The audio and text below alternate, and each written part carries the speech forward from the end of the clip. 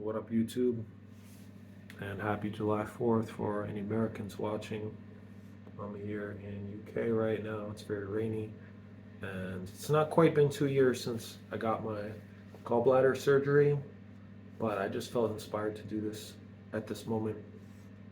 Um, just some things that I would think about if it were I was talking to my past self of 2 years ago before I decided to get this surgery. So, mm, for anybody who hasn't watched my previous videos, about 2 years ago, I got my gallbladder removed.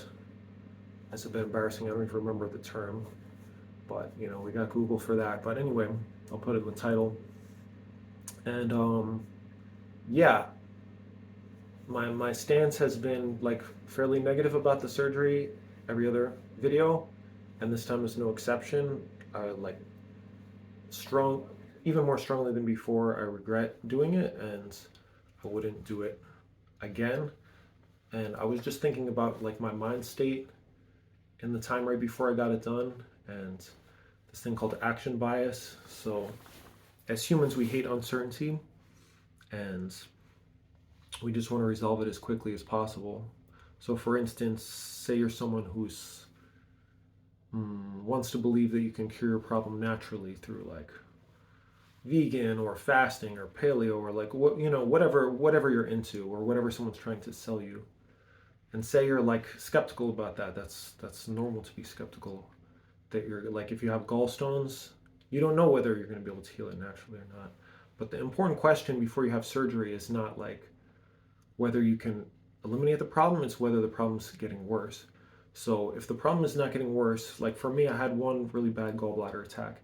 It was very obviously caused by extreme like overeating. I just like mentioned this story before. I was like doing Uber Eats, and I just like came by my house, and I'm like, I feel like making chocolate chip cookies. Like, you wouldn't think to look at me that I have like bad like eating issues like this, but I do, and I did, and I still do. Like they haven't resolved. Anyways, so that was the first time I got a gallbladder attack. I didn't know what the hell it was. I went like hobbled to the ER. Fortunately, I lived like right next to a hospital at the time. At like 2 in the morning, I've gotten stomach aches. I've eaten one too many, and you lay down and you kind of like hold your tummy and you cuddle the cat or whatever, and you just like take deep breaths, and you're like, all right, I'm going to be fine. But I wasn't fine. I went to the hospital. They're like, you have gallstones. I went home. They're like, you can get surgery to get these removed, and I'm like, no, I don't want to. I'm going to try to sort this out naturally if I can. But I didn't really believe, like deep down, I didn't believe that I was going to sort it out naturally. Like, and I just felt this pressure build up.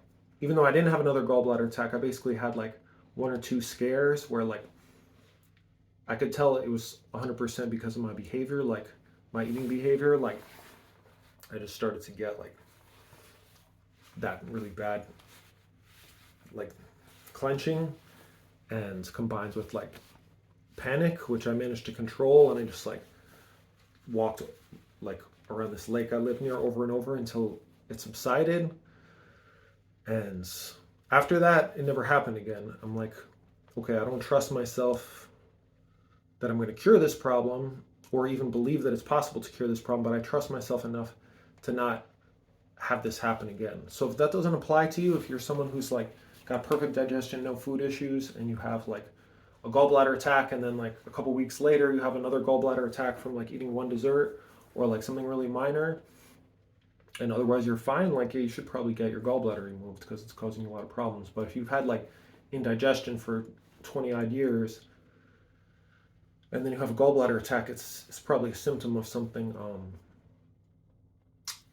deeper. So yeah, and for me, like getting my gallbladder removed did not solve any of my food issues whatsoever. It didn't even solve my pain. I still have pain right here, just below my solar plexus. And yeah, so it didn't help at all. So yeah, the thing I was talking about before, action bias, we as humans, like we want to know the step, and we want to know we can achieve the step. So if we feel like either that we can achieve the step of healing ourselves naturally, or that we're not going to, like through lack of discipline or whatever reason. It doesn't matter actually. People think it matters. People are like, oh, either someone's lying to me that this is possible, or I don't have the self-discipline, and either they feel bad about themselves or they feel mistrust for society, and then they're like, well, if I'm not in camp A, then I must be in camp B, so that means I have to get surgery. But that's wrong. Like, same thing with say you're depressed, right? And you read an article like, oh, depression is like as good as antidepressants for curing like many forms of depression. And but say you're like, I'm not going to do that right now. Like at this time in my life, like I'm not going to exercise like 6 days a week for this amount of time. Like I'm not going to do it. Either you're not going to do it or you don't believe it, which is fine either way. If you're like, no, I don't think that's real. I don't think that applies to me. Like, but the thing is, you don't have to either exercise or take medication. You could do either. You could do both, but it's not like that's not how life works. Life is not a you don't have to take action at all.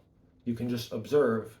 And we have in our culture, I think, this idea that like if you're not doing something right away, it's like procrastination.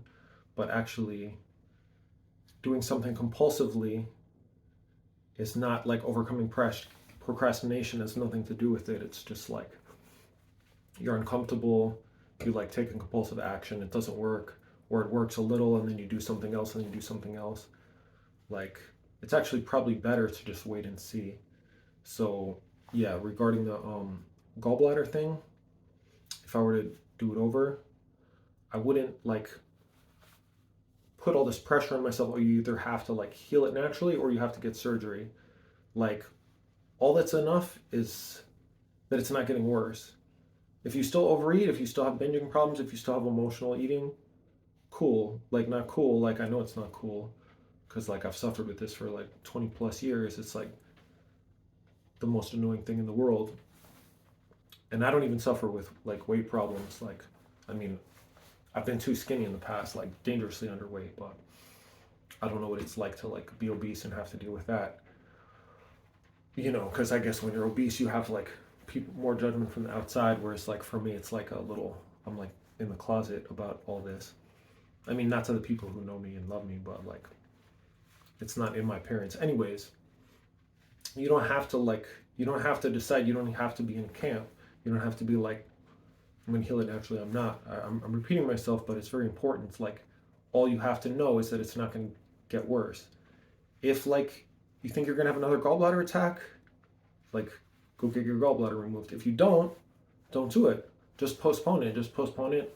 Months, years, keep postponing it. The only exception is like if you're traveling and you're going to like a foreign country where you might have health insurance and you're scared you're going to eat like some weird food there that's going to trigger you, like, or if you're like an astronaut going off in space, like, yeah, then go ahead and get the surgery. But otherwise, like, wait and see is a good approach, in my opinion. Yeah, we're much too prone to think like either or, either or, either or. Oh, well, this is not going to work. Again, for either it's fake or you don't have the discipline. Don't worry about that. Maybe in the future, it's like a book, right? You buy books. If you put a book on your shelf and you don't read it for like a month, 6 months, a year, doesn't mean you're never going to read it. You might read it like 5 years from now when your kids are grown up, or at any time in the future. And so yeah, if your gallbladder condition is not chronic, don't get surgery. Easy peasy. If it is chronic and like you don't think it's like very emotional or dietary related, it's just like your organ crapped out and like you want to take care of it, like do your thing. But for me, like it didn't solve anything whatsoever. Like now I'm just missing like an extra body part that's like helps me digest fat, and I still have to be just as careful. I still get like stomach aches. Like it solved zero, so I wouldn't recommend it. But you have to trust yourself, not me. But that's just my experience. You don't have to have a plan in order to not take action. Just don't take action. Don't compulsively take action. It's a really bad way to live your life in general, especially when it comes to major medical decisions. And if you don't want to listen to me, like consult your doctor, consult ideally 2 or 3 doctors, get multiple opinions. And keep in mind, like, their job, a surgeon's job is to do surgery, so like it's your life, not his or hers. So if he's like, if it hurts, cut it out, like, he's just gonna do it and go home to his wife and never think about you again. But for you, this is your life, so get multiple opinions and trust yourself. And good luck.